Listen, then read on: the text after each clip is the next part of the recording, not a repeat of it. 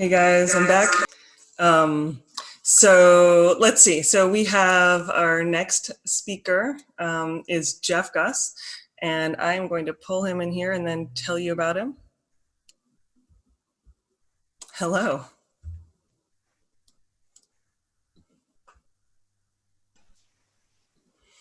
Nice to see you. Same here. Thank you for inviting me. Yeah, thanks for coming. So I'm just going to read your bio, and then you have a PowerPoint and some really interesting things to tell us about. And I'm very much looking forward to this. So Jeff Gus is a clinical assistant professor of psychiatry at the NYU School of Medicine. He was the co-PI and director of Psychedelic Psychotherapy for the NYU Psilocybin Center Anxiety Research Project. He's interested in integrating psychedelic therapy with psychoanalysis theory and practice, and he maintains a private practice of psychiatry in New York City, specializing in psychotherapy as well as outpatient treatment of addictive disorders. So I guess what we'll do is have you present your talk and then bring people on for questions, and I'll probably have questions and we'll have a little conversation. Sound good? And I'll leave you to it. I'll take off my video. Cool. Okay. So first I want to thank Hannah so much for inviting me for this really, really interesting topic. I've learned a lot in preparing for today, and I found out some really interesting things that I look forward to sharing with you. Our talk today is on dreams and psychedelics, and in particular, we're going to be looking at old theories of dreams and some new theories of dreams. A dream. Through this talk, I'm going to be showing you a number of photos that I hope will invoke an experiential response in you so that you can feel a little bit in your dream state. And I invite you to think, what is making this feel like a dream, and what is it feeling like for me to be watching these images as they come up, and what is this doing to my mind and my body and my cognition? So what is a dream? A dream is a succession of images, of ideas, of emotions, or sensations. Dreams occur involuntarily in the mind, and they only occur during certain states of sleep. Now, these are the 4 stages of sleep, and we're only going to pay attention today in my talk to REM sleep. And I promise you, this is the only picture of the brain with little images lighting up in it that I'm going to show you. I do have other brain images, but I hope everybody knows that the brain does not really light up like this. This shows where there is increased glucose metabolism in different parts of the brain, showing a greater degree of metabolic activity. But REM sleep is a time when we dream. It's when the brain becomes more active and the body becomes more relaxed and, in fact, is immobilized. And you have rapid eye movement, which is why it's known as REM sleep. This is another depiction of a dream. I'm just going to give you a few moments to look at these 6 images in sequence. This is by a lovely photographer and somebody I'm proud to call a friend, Dwayne Michaels. This is one of the most famous photo montages by Dwayne Michaels. His approach to art, although he likes to call it his work, is that it should generate mysteries, generate questions. Here we have 2 men walking by one another, turning and glancing, and yet you go back and forth and wonder, what is happening? What has happened? What's going to happen in this photo montage? And of course, we couldn't talk about dreams without paying homage to Sigmund Freud, whose book, The Interpretation of Dreams, is probably one of the most famous documents of the 20th century. And I'm going to touch on Freud's wish fulfillment theory because I think that there's quite a bit to say about it. And while I'm talking, I invite you to look at the image in the middle of the screen and see how many different things are happening and how many different associations come to you as you look at these bananas coming out of Freud's brain and the fingerprints just behind him. So Freud had a psychological model for dreams. He said that dreams are an attempt to satisfy sexual and aggressive impulses that we cannot satisfy when we are awake. So in Freud's theory, the dreams are trying to accomplish something that the organism as a whole needs and is better for having that be accomplished. And while we've really changed that in more modern theory, I think that the question of what dreams are for and what they do is a really interesting one, as is what is the psychological experience of a psychedelic experience. So now we're going to go more in a more scientific direction. I hope to incorporate scientific research, psychological processes, as well as some poetic processes. My talk is based largely on this paper by Rainer Kreinmann, this fascinating and really smart paper from Zurich, Switzerland, Dreams and Psychedelics, Neurophenomenological Comparison and Therapeutic Implications. Now, I'm not going to teach or talk very much at all about the neurophenomenologic comparisons, but if you want the paper, I'll be happy to send it to you. But in preparing today's talk, I came across this wonderful GIF, and I think there's so much that's evoked in this. The archaic or childlike or old-timey quality of the boy in his bed, and ripping away the familiar wallpaper.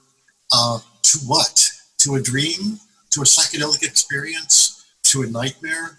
To another world? To a place where color appears and black and white fades away? Okay, getting back to words. Dreams and psychedelics. They share many phenomenological and physiological features. By phenomenological, I'm talking about just what we're using, interesting descriptively. So they share alterations in perception and imagery that occur in the mind and the brain, alterations in emotional activation, fear memory extinction, which I put in a very special kind of type because I want to talk about it more, alterations in thinking and the way that self-awareness, sense of body and sense of self, how it's experienced. Psychedelic states show enhanced perceptual sensitivity to internal and external stimuli. So in a dream state, you are only responding to internal stimuli. But in a psychedelic experience, you're responding to internal and external, although some people do quite a bit to close out the external stimuli. For example, in the NYU study, we did pipe music in, but we recommended people use eye shades so that they were really responding to the music as if it's coming from within their own mind and not so much to the outside world. So psychedelic states show a disinhibition of sensory gating. I'm going to talk about this quite a bit more. A bottom-up sensory overload of the cortical regions. Okay, so the lower parts of the brain stem, the sensory gating goes down, and there is a flooding of information and less limited, less constrained information coming from the brainstem to the cortical regions. But psychedelic states also show neuronal activation of the prefrontal cortex and the temporal cortex. This is top down. So it isn't just that the brainstem lets more information in, but the cortex, or the thinking part, the more highly evolved cognitive part of the brain, is also activated and contributes to the psychedelic experience in a very significant way. And there's some theories, and this is not proven, that the primal shapes that sometimes people see in psychedelic experiences, also known as entopic phenomenon, are more energy arising from the brainstem and shapes that are pre-wired, shapes that our brain is pre-wired to see, come up. And these are also, interestingly, shapes that are seen in certain cave paintings that have early art on them, versus more comprehensively constructed visions, which they believe are more cortically generated. Torsten Hasse and Hans Friedrichs offered the notion that psychedelic states are experimental dreams. And the term experimental dream suggests to me that they're experiments, they're attempts to find answers, they're attempts to work something through. The dream has a purpose of solving a problem, trying out solutions, and fear memory extinction. So now we're going to talk about fear memory extinction. Some of you may know well what this is, but some of you may never have heard this term. And I have to say, it became clear to me in preparing today's talk. So here we have this poor little rat on the left who's getting electrical shocks, or she may be getting electrical shocks to his or her feet at the same time as, this bell is ringing. So this is the unconditioned stimulus. They didn't need to learn how to jump and feel bad when they get electrocuted, but the sound is played at the same time, and this is the conditioned stimulus. So this creates post-traumatic stress disorder, where the sound of the bell evokes the fear response, even without the electrocution happening. And if you expose a rat to the bell without the electrical charges going off, eventually, as you can see, the response will go down. You will have an extinction of the fear response. The mouse will start to lose its reactivity to the bell, and the bell will no longer be evoke the fear response. And in this particular study, cotinine, which is something that's in ibogaine, accelerates the extinction of fear response. You can see that it happens more quickly when a person has received cotinine treatment as opposed to not receiving cotinine treatment. So in this rather clumsy graphic, cotinine is the eraser of fear. It's important to note that the cotinine does not erase the memory. The cotinine erases the fear that is accompanying the memory. So the old school nature of dreams is the activation synthesis model. This holds that the sensory cortex in the brainstem is disinhibited during sleep, and it generates chaotic, random PGO waves, and also in the visual cortex. And then these secondarily are elaborated by higher cortical functioning to confer meaning upon the emergent signals. And day residue and meaning that is inferred by the context of what the person is seeing and reporting from their dreams. When I was in medical school, we were taught that dreams mean nothing. Dreams are the stories that we attach to this flood of information coming from our brainstem, and that we're free to make up stories about it if we like, but that belongs in the realm of poetry and the humanities and myth-making, and not in the realm of science. And we'll get to this being, much more complicated than this kind of simple model. And I just want to define PGO waves. These are waves of information that come from the ponto-geniculo-occipital waves, or the pons, the lateral geniculate nucleus, and the occipital lobe. And this is a sagittal view of a CT scan of the brain. Now, in case anybody needs a little orientation, this is the nose, this is the skull, this is the brain, and this here is the brainstem. This is a German slide, so Brucke, this is the pons, or the bridge, the thalamus, and the hypothalamus. This is the tongue, this is the esophagus, and this is the brainstem going from the brainstem going down into the spinal cord. And just a little bit more anatomy. Here is a sagittal picture of the brain, the occipital lobe, the pons, and the geniculate bodies. These are the three parts that are thought to generate this great increase in sensory information during REM sleep. So here we have the midbrain sending information up to the cortex, where secondary elaboration confers meaning to the emerging signals. So fear memory extinction. In fear memory extinction, the dream itself is re-exposed. The dream self is re-exposed to the fear-conditioned stimuli in a realistic but safe simulation of the world. In other words, the dream feels real. The dreamer experiences the dream as if it were happening in reality.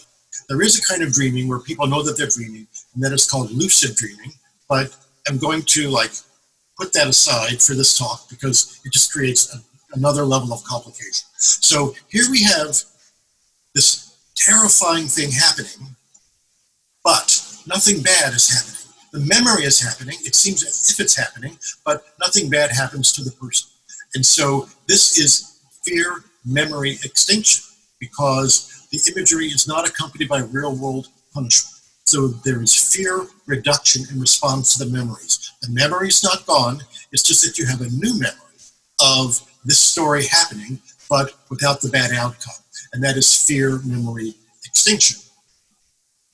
And Kryeman in his article states, this accounts for the fear regulating function of dreaming. Dreams feel real.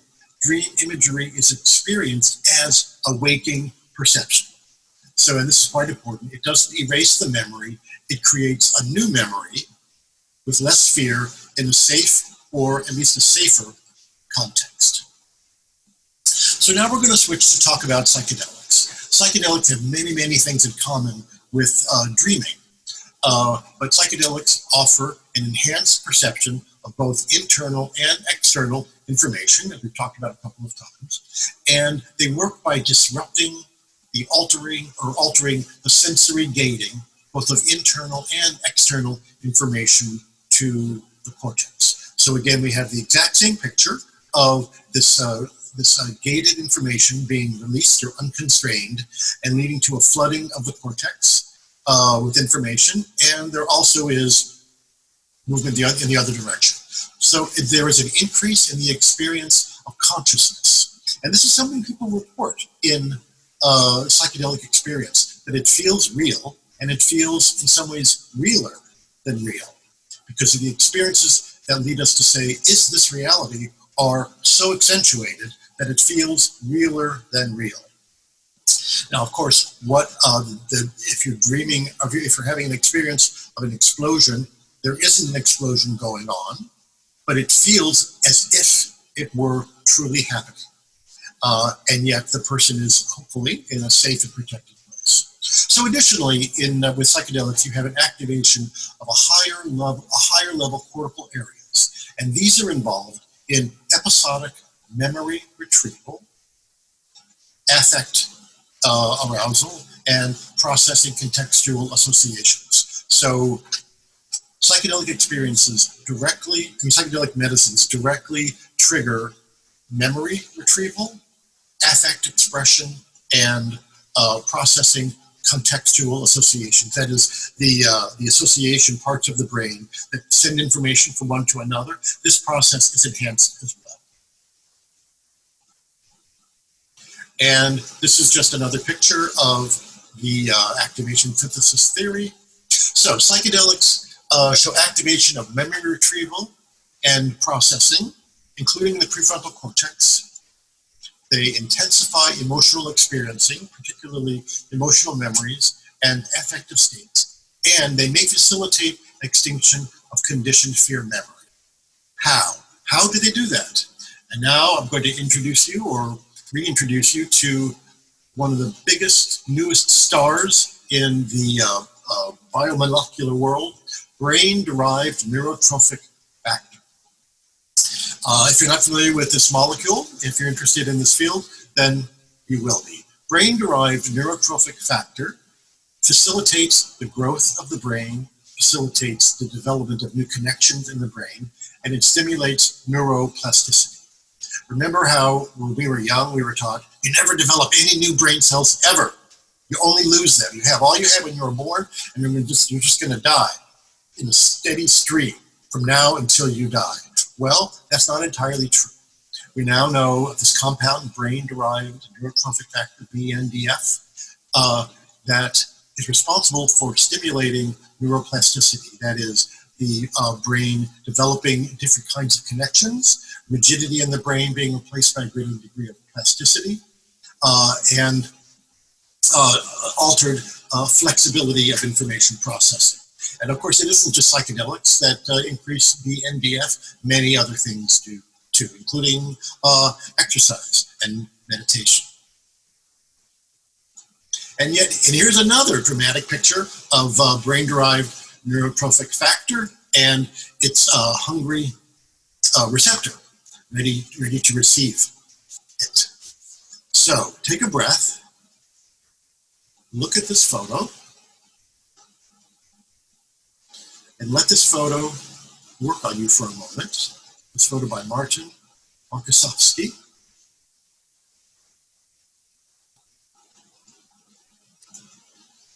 And we're going to go back to words now. To the meat of the article, the similarities and differences between dreams and psychedelic states. First, we're going to do similarities and differences, then we're going to hit therapeutic implications. Both involve the experience of vivid imagery, primarily visual. Both activate emotional memories and affect. Both invoke a kind of cognition that shows a decrease in logical thinking and an increase in associative looser reasoning, also known as creativity, and profound alterations in the sense of self.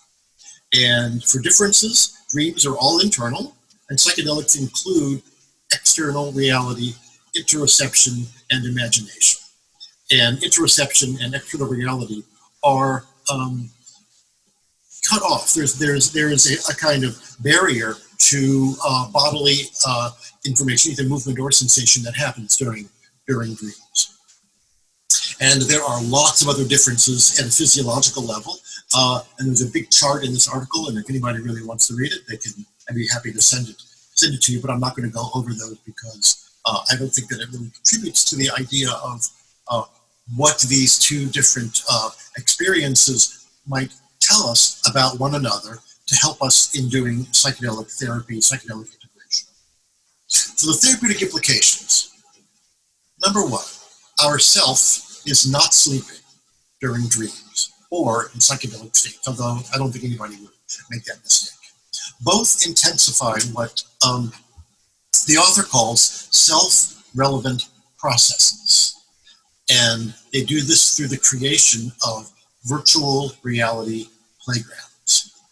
I think it's so interesting that virtual reality is coming forward as an important and interesting place to integrate with psychedelic work, because both psychedelics and dreams create this sense of reality being played over and over again, night after night, to allow you to work with these contents.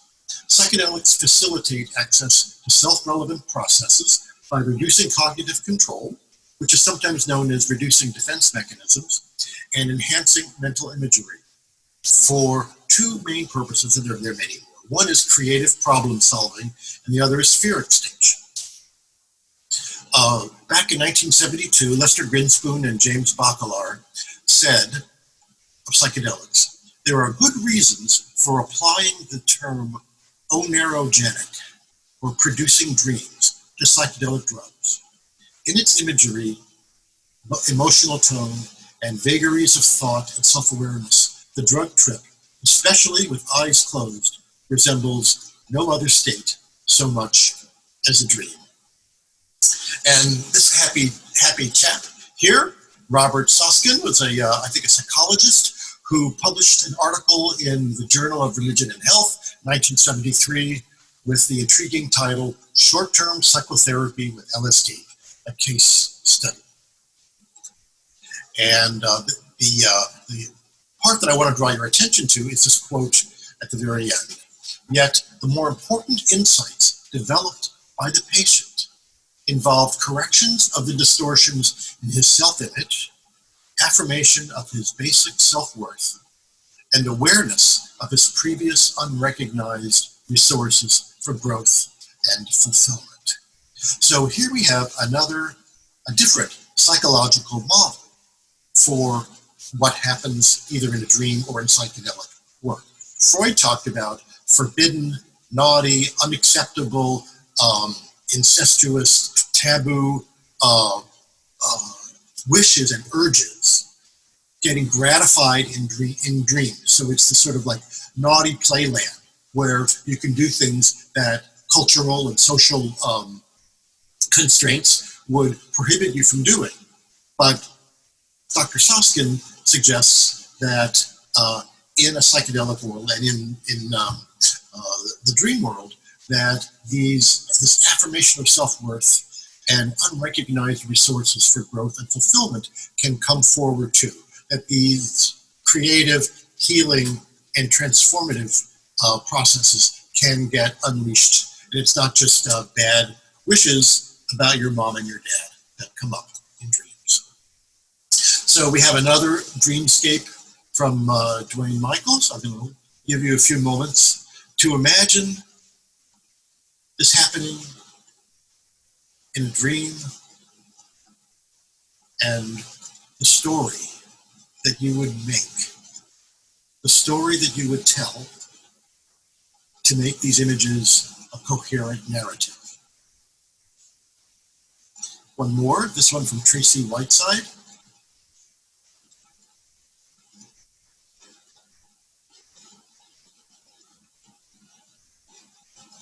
This is not even a series of photos, one single photo.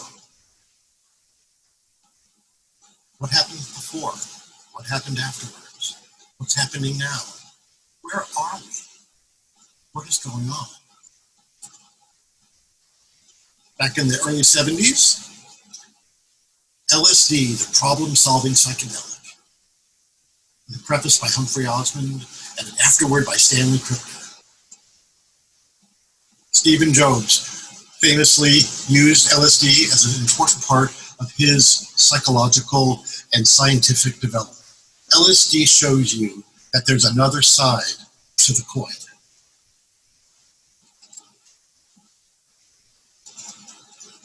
And I just found this today in looking for pictures for our talk. He said, Job said, LSD was a positive, life-changing experience for me. And in fact, when he was applying to the Pentagon, he admitted that he had used LSD as part of his growth and development. And many of you are probably aware that Francis Crick, the discoverer of DNA and the double helix with Watson, used LSD, and it was on an LSD journey that this vision of the double helix of the DNA came to him. And he wasn't the first scientist to claim this. In the 19th century, Friedrich Kekulé discovered or imagined the benzene ring, which had defied any kind of sort of rational explanation of how benzene could function in the ways that it does. And the idea of it being in a ring with 3 single bonds and 3 double bonds came to him in either a dream or in a reverie after he was frustrated with trying to solve the problem. And he had this image come to him of the Ouroboros, which is an ancient symbol known for a snake seizing its own tail. And Kekulé is so important in German history that they even gave him a stamp. Kekulé said, "Let us learn to dream. Then we may perhaps find the truth." So I want to thank Hannah for pulling this together and for inviting me to speak, and Rainer Kranman for this lovely, informative, well thought out article. And that brings us to the end of today's talk.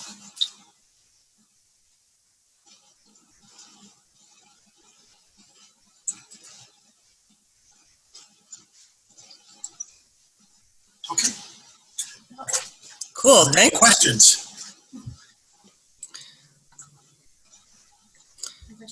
Let me check where on Facebook and see if we have any questions.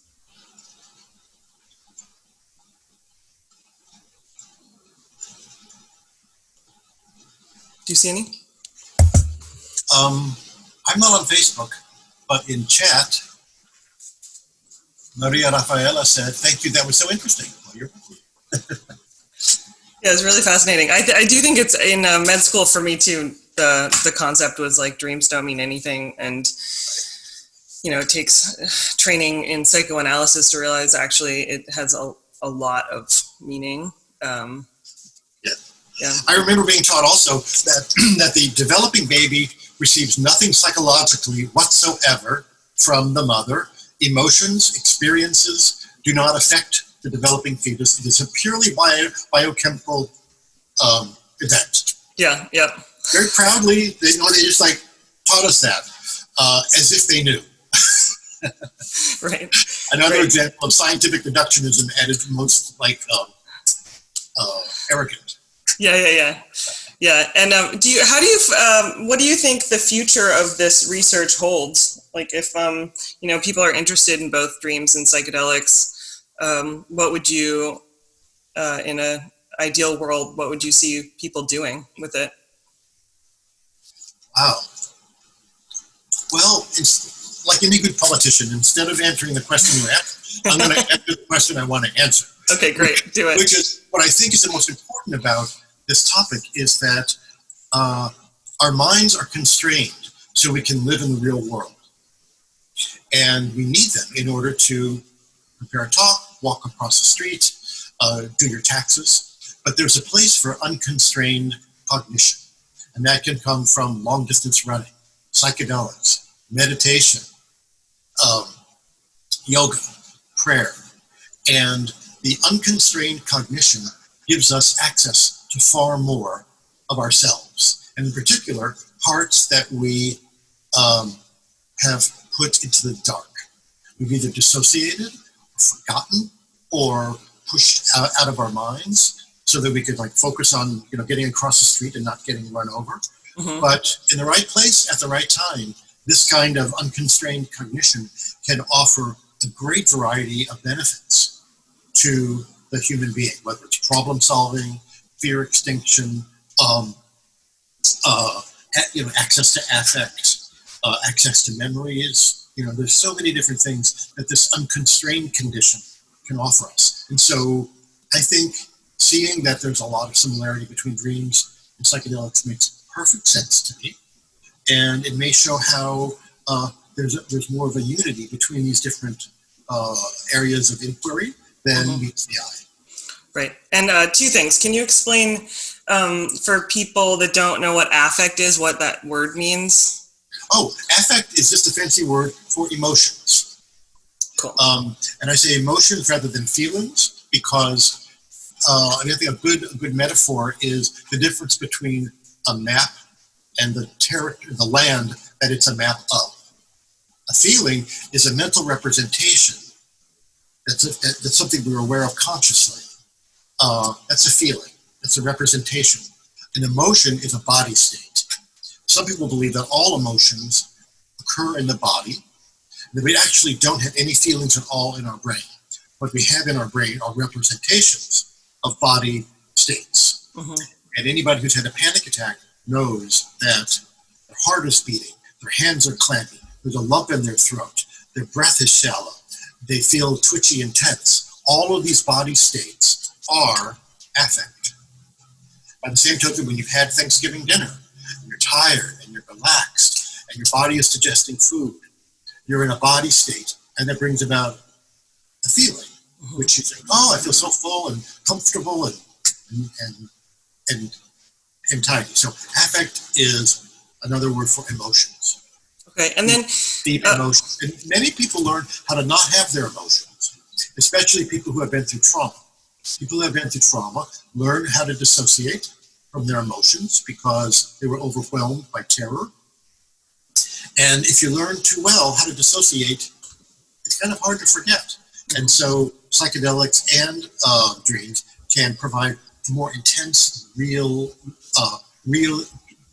experienced or experienced in reality of emotions that may be faint, in ordinary wakefulness. Under a psychedelic or dream experience, they're big and last longer.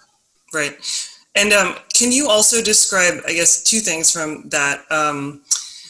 I guess what the definition of trauma is to an analyst, because I know that differs a little bit from the psychiatrist definition of the DSM, just about overwhelmed processing is what I've sort of come to understand.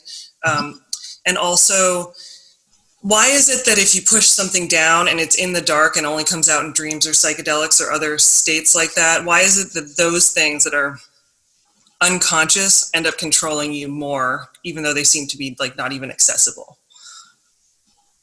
Wow, that's a great question. I'm going to go with the first one. Remind me of the first question. The definition of trauma, trauma. to an analyst. Yeah, like what is a traumatic event to you?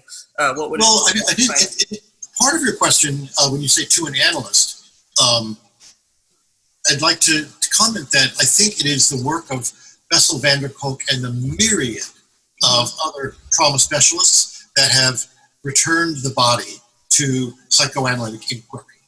So people who work with trauma do not believe that this is something that happens, between, your chin and your scalp.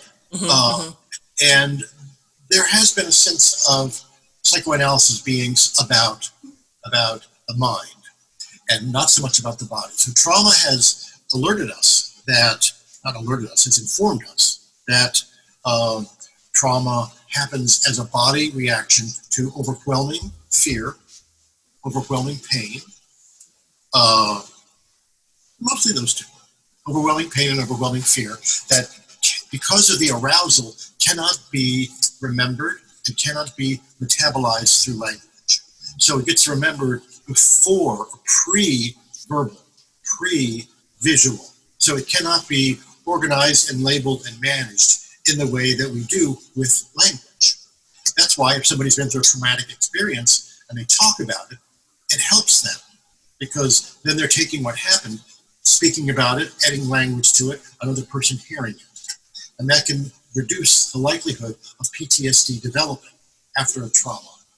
So it doesn't have to be like life-threatening necessarily. It can just be overwhelming. Well, there's two kinds of trauma in psychoanalytic discourse. One is single incident trauma, like, rape or being held up at gunpoint, or perhaps even being in combat and being shot at.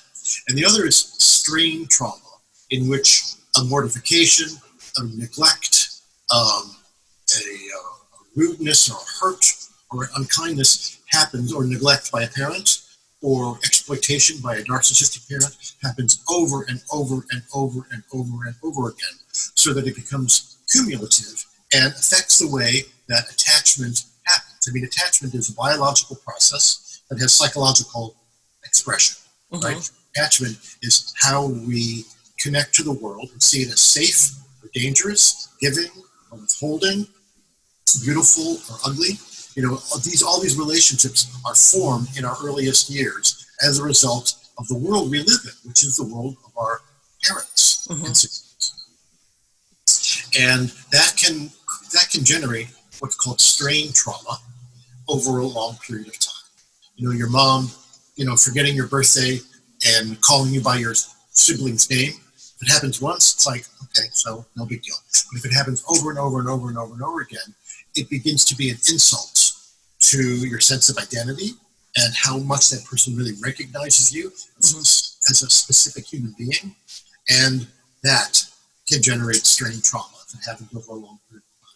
Yeah, I think that's really important for people that might identify with descriptions of like feeling traumatized or having panic attacks or having unconscious things that come up in dreams or psychedelic experiences, and then thinking like, oh, I don't fit this like very rigid criteria for this diagnosis of PTSD, but that it's also valid trauma. There are different types of trauma, and I think that's really important, especially people interested in psychedelic healing, into the years to come. I hope that those kinds of traumas also are included in the populations we can treat.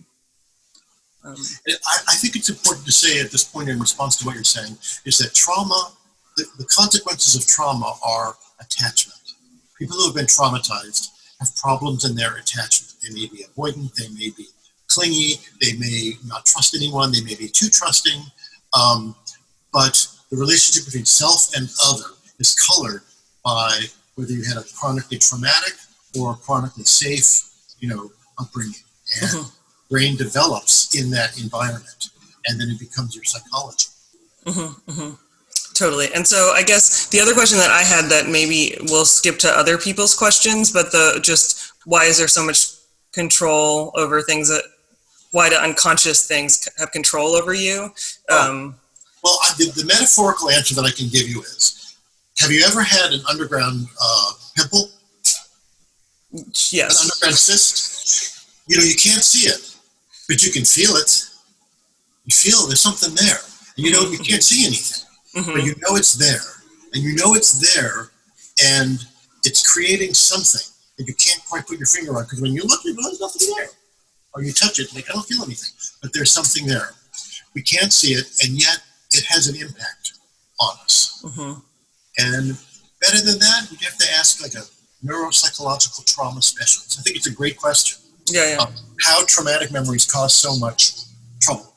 Right, and then they come up in psychedelic treatment sessions or in dreams, and that's one of the reasons why it's so important to pay attention to that, because it's causing lots of ways we're interacting with the world. And like if we can learn to listen to these hints that there's something else that we need to deal with, I think it's really important. I do have a couple. I just thought of a better answer. Yeah. The reason that trauma is you notice trauma is that trauma triggers dissociation, derealization, depersonalization, and amnesia. So you notice it by what's not there. And the thing that's not there is you. You're not there. You know, in the room, you're there in body, but your like mind is somewhere else. And so if you can't pay attention to what's happening in the present, you're going to miss a lot of important information. And you're going to be relating to the world like somebody who's not really getting everything, because you're not. Your perceiving ability has been inhibited by the dissociation, derealization, and depersonalization that are created by trauma in order to maintain an integrated sense of self. Otherwise, you would have a fragmented, terrorized, mind on fire. Right, and sometimes that dissociation it's not so extreme as like you're outside yourself looking down, although that can happen to people, but that it can just be like a slight sense of not being present or not being able to feel emotion or relate to people. It's sometimes just daydreaming. Sometimes daydreaming is going into a very important, valuable reverie where you're learning and imagining, and other times daydreaming is numbing out from where you are, because somebody said something that triggered a very subtle anxiety cue, and then you dissociate. Get that away. Right. And in some ways, I think, in some ways doing something like mindfulness can center you, but you have to simultaneously also work on what's being pushed down and, in various ways, and center to be present.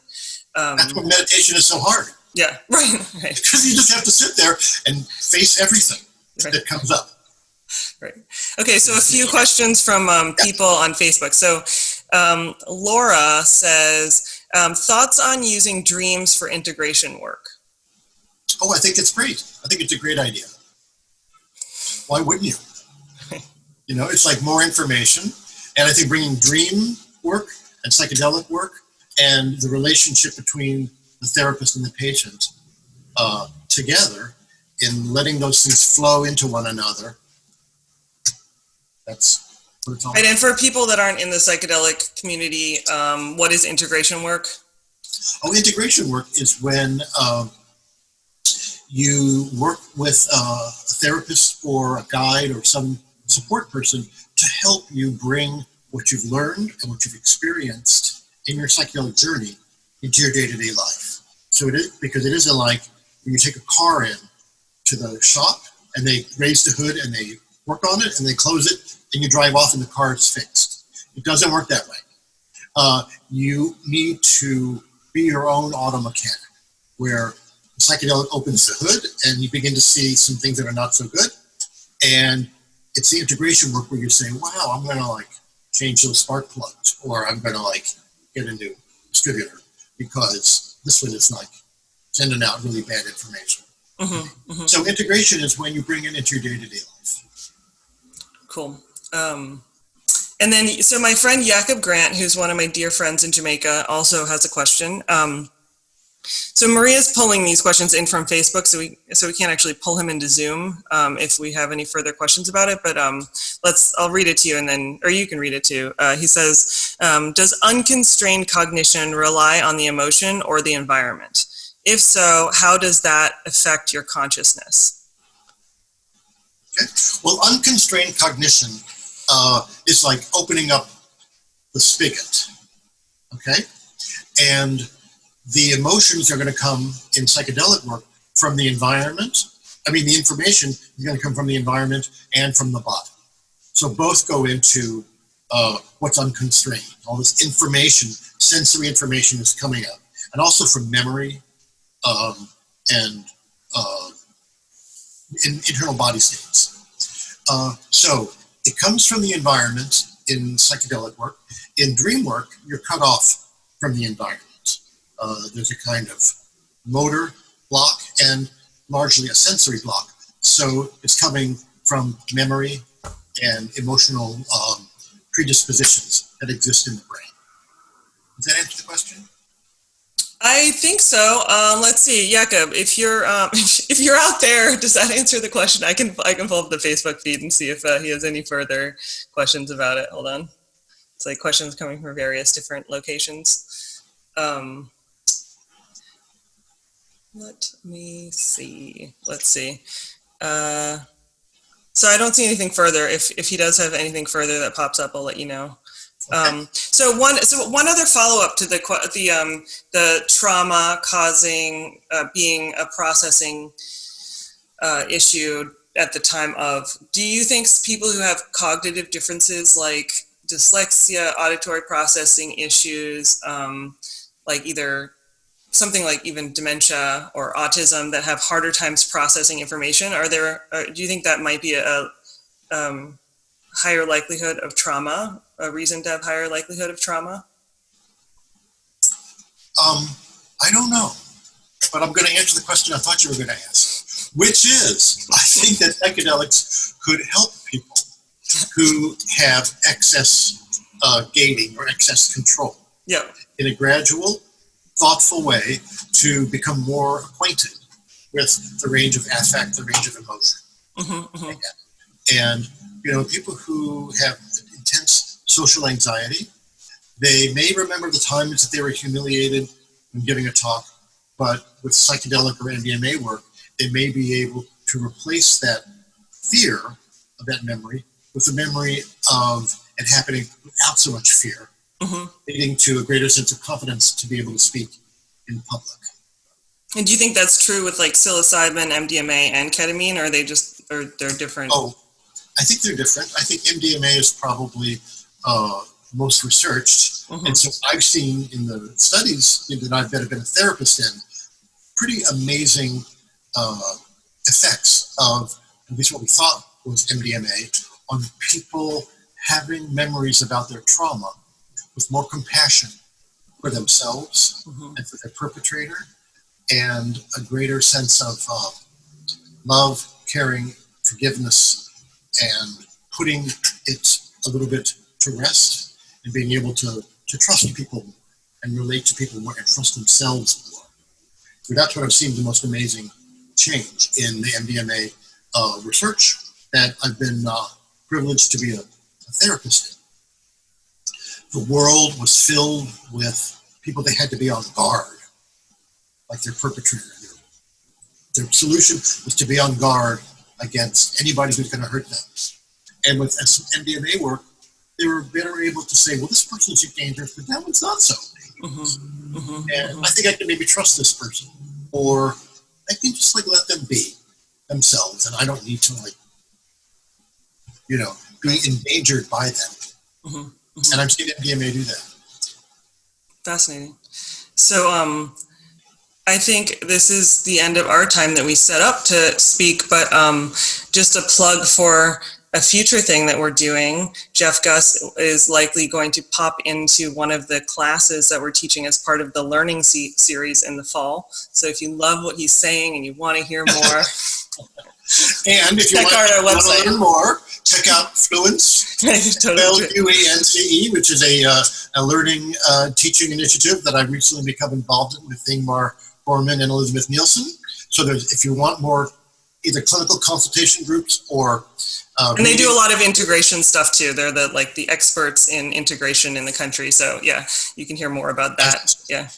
So Fluent, we put in Fluence Psychedelic, because if you just put in Fluence, you'll get some, corporate thing. Fluence Psychedelics, and you can see all the offerings that Fluence has awesome. for the fall. Cool. Thanks, Jeff. Thank you, Hannah, for having me. It's been a pleasure. It's been great. Talk to you soon.